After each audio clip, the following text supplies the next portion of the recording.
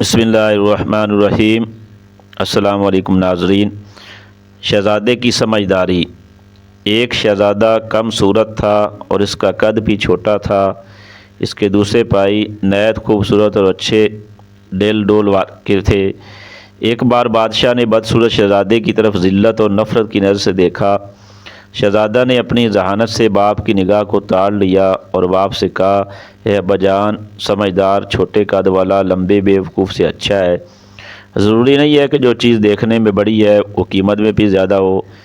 دیکھیے ہاتھی کتنا بڑا ہوتا ہے مگر حرام سمجھا جاتا ہے، اور اس کے مقابلے میں بکری کتنی چھوٹی ہے مگر اس کا گوشت حلال ہوتا ہے۔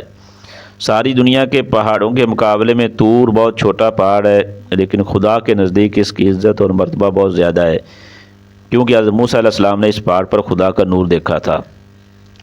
کیا آپ نے سنا ہے کہ ایک دبلے پتلے عقل مند نے ایک بار ایک موٹے بیوقوف سے کہا تھا، اگر عربی گھوڑا کمزور ہو جائے تب بھی وہ گدھوں سے بھرے ہوئے پورے استبل سے اچھا اور طاقتور ہوتا ہے۔ بادشاہ شہزادے کی بات سن کر مسکرایا۔ تمام امیر اور وزیر خوش ہوئے اور اس کی بات سب کو پسند آئی، لیکن شہزادے کے دوسرے بھائی اس سے جل گئے اور رنجیدہ ہوئے۔ جب تک انسان اپنی زبان سے بات نہیں کرتا اس وقت تک اس کی اچھائیاں اور برائیاں ٹکی چھپی رہتی ہیں۔ ہر جنگل کو دیکھ کر یہ خیال نہ کرو کہ وہ خالی ہوگا، تمہیں کیا خبر کہ اس میں کہیں شیر سو رہا ہو۔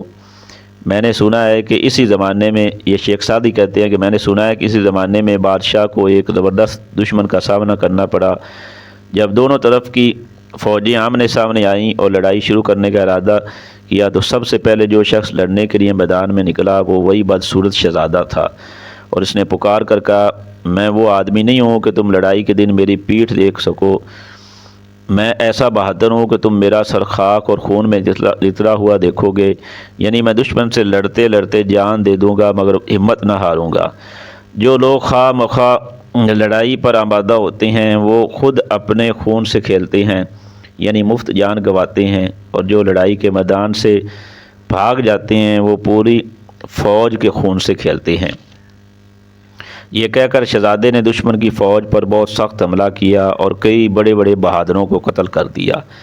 جب باپ کے سامنے آیا تو آداب بجا لایا اور کہا، اے ابا جان، آپ نے میرے دبلے پتلے کمزور جسم کو ذلت کی نگاہ سے دیکھا اور ہرگز میری ہنر کی قیمت کو نہ سمجھا۔ آپ کو معلوم ہونا چاہیے کہ پتلی کمر والا گھوڑا ہی لڑائی کے میدان میں کام آتا ہے، آرام اور آسائش میں پلا ہوا موٹا تازہ بیل کام نہیں آ سکتا۔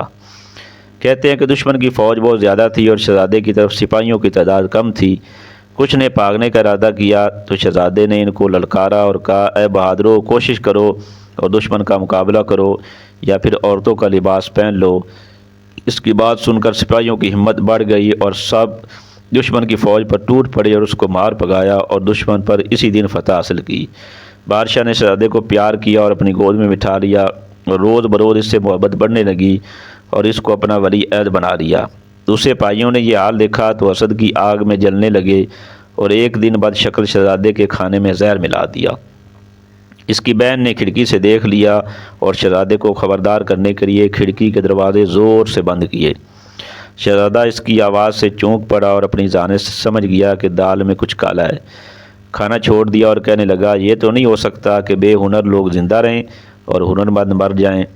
اگر ہما، یہ ایک پرندہ ہے، دنیا سے ختم ہو جائے تب بھی کوئی شخص الو کے سایہ میں آنا پسند نہ کرے گا۔ باپ کو اس واقعے کی اطلاع دی گئی تو اس نے شہزادے کے سب بھائیوں کو بلایا، ان کو مناسب سزا دی۔